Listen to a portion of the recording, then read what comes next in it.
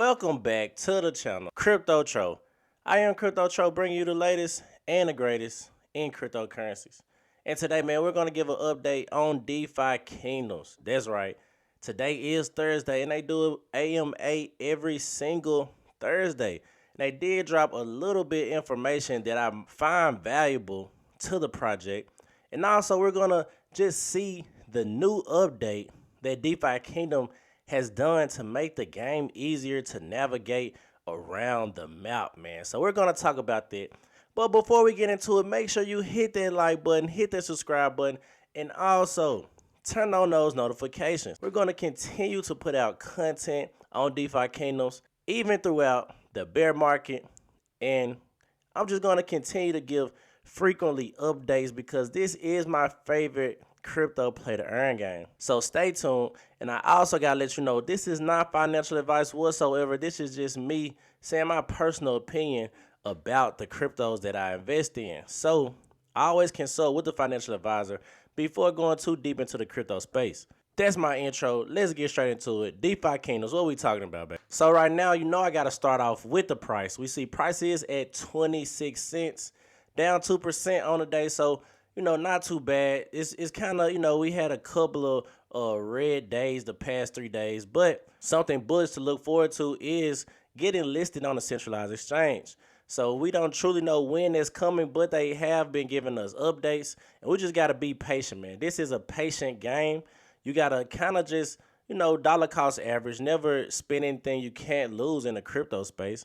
But at the same time, you got to understand this is one of the best games or the best crypto games out there.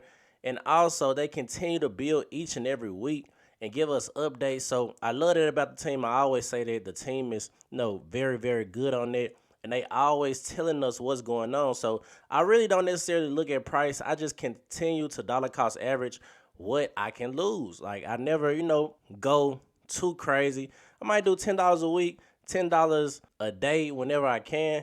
But in the end, I believe it will pay off, especially DeFi Kingdoms or Jewel, dollar cost averaging Jewel under $1, man, because I believe in the future we can easily get back to all-time highs with $22. Then we look at Jade.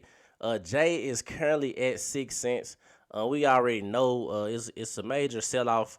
It is the power token, but like I say, the power tokens are being burned as well. So Crystal is at 8 cents, down 1% on the day. But like I always go back to it, we will see in the future once more and more people come into the game and buy the power token to play the game, we will see the price appreciate. But like I always want to mention this as well. Jewel is the one I really dollar cost average into because I believe over the long term, that's the one that's going to pretty much appreciate the most in my personal opinion. So let's get to it, man. DeFi Kingdoms AMA. So not going to read the entire AMA. I'm just going to read what I found interesting. So Frisky Fox, he pretty much said, it's been another week. It's fun. We have the cameras now. It feels like just yesterday since our last AMA, but somehow it's been 7 days. Yesterday we had a release for Duel Season 3. I was pretty heavily involved with that. I was pleased with that right at the start. There were a lot of people hopping in. It's just exciting, and what I'm most excited about is what happened to the leaderboard there. So it adds a new avenue of competition unless you always suck like me. So very bullish seeing that leaderboard. A lot of people want to climb up that leaderboard, be on the top of the duels, and that's just gives a little competition. And it's always good to see your name at the top. Me personally, I haven't done a duel in a minute because, like Frisky Fox, I suck at that. I'm not gonna lie to you. If you got any duel techniques, drop them in the comments, man. Let me know what you're doing with the duels. Let me know how you really playing it out, because me personally, I win some, but I lose some too. And really the raffles I get, I barely win on the raffles either. So I really just been questing my heroes and waiting and just building up my inventory and just really waiting for the full entire game to come out, because I know I will be ready for PvP. But even when that drops, I'm still gonna be doing my quests and just building up the inventory, especially the tier. So Frisky says really cool how that was built. It's stored entirely on chain. Having that stay up to date with who is where is pretty complex to solve. We ended up using a red/black tree, a statistic tree that automatically self-balances. It's the same structure we use with matchmaking. It's very robust with a few bugs, but we managed to fix it. That's the main thing. The other big thing is the ability to queue up to 10 times at once during duels. That really saves a lot of clicking, basically. In the older versions, you had to click select heroes, find your team, alter filters, and etc. But now it works to do it once with much fewer clicks. I think that's going to result in a lot more enjoyable play and more players using it. So big shout out to Be The Dude for that work. Something else that caught my attention was we also introduced the ability to pay with locked tokens, so that'll be interesting. Then we had our first Gen Zero raffle. There was an issue with it. There ended up being 13,000 players with X amount of tickets. I don't know if that's supposed to be 13,000 or 1,300. I think he said 1,300 in the AMA, but you can go back and watch the AMA and check for yourself. But they overloaded the system and it essentially made it run out of gas. It had a winning index fund, but it couldn't finish. We had a small tweak and it ended up going through. Huge shout out to the winner. He only had around 2,000 tickets or so.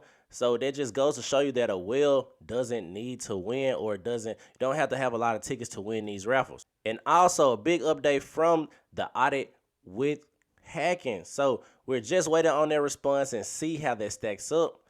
The process goes pretty much like, here's some change, here's what we did, here's some changes you should make, here's what we did, measure twice and cut once. We're trying to get the auction house audited before lunch. So we're going to talk about the auction house as well and why I think that's bullish. So major new announcement, a new partnership we've been working on is Hyperplay. So they are a Web3 game launcher where you can carry your wallet and game achievements to any game they collaborate with.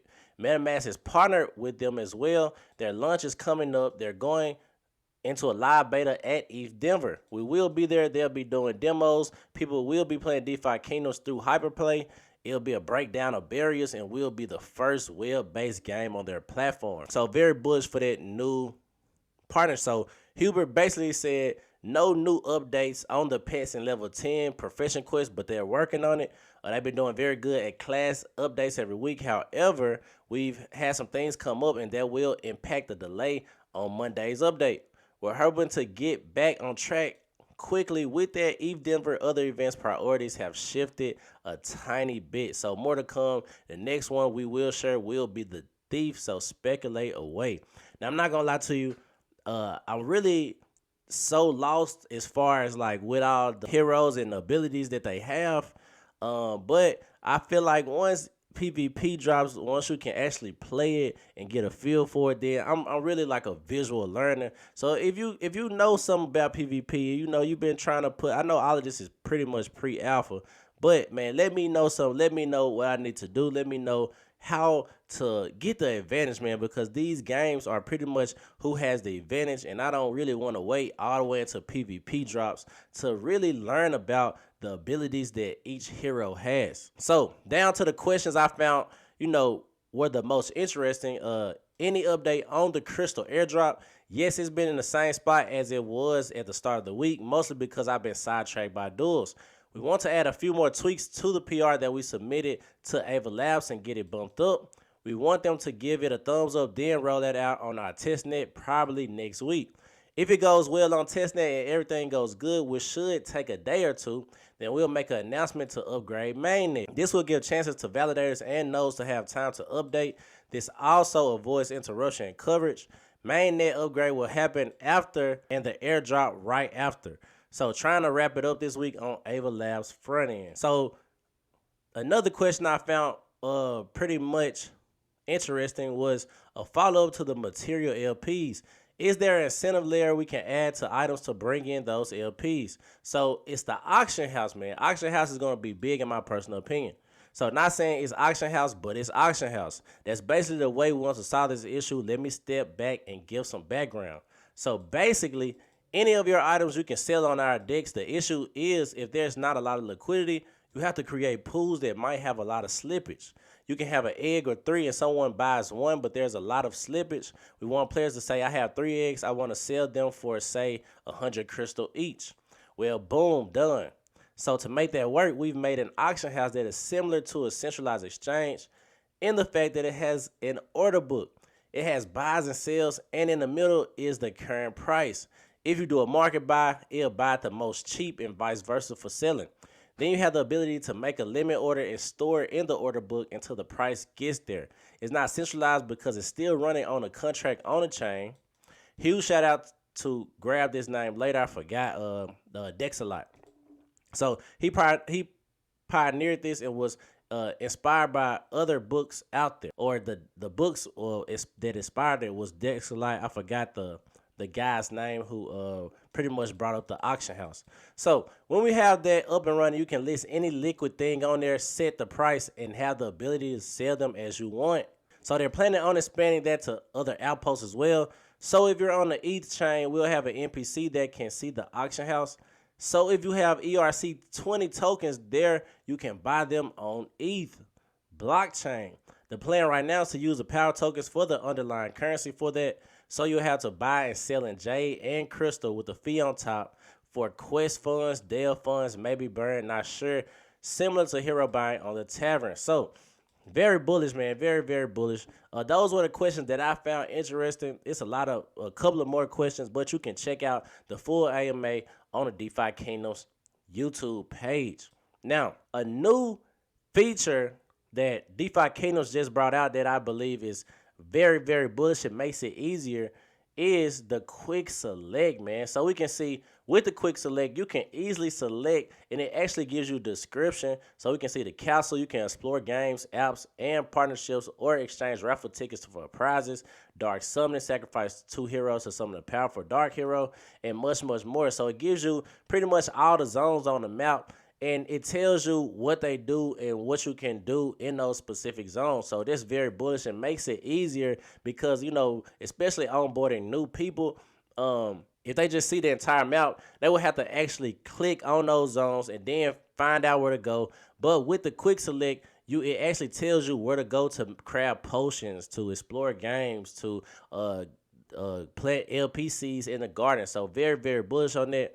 Then we see the action zone is pretty much where you can bridge heroes, craft potions, harvest liquidity pools, and all of that good stuff, man. So I think this is very, very bullish.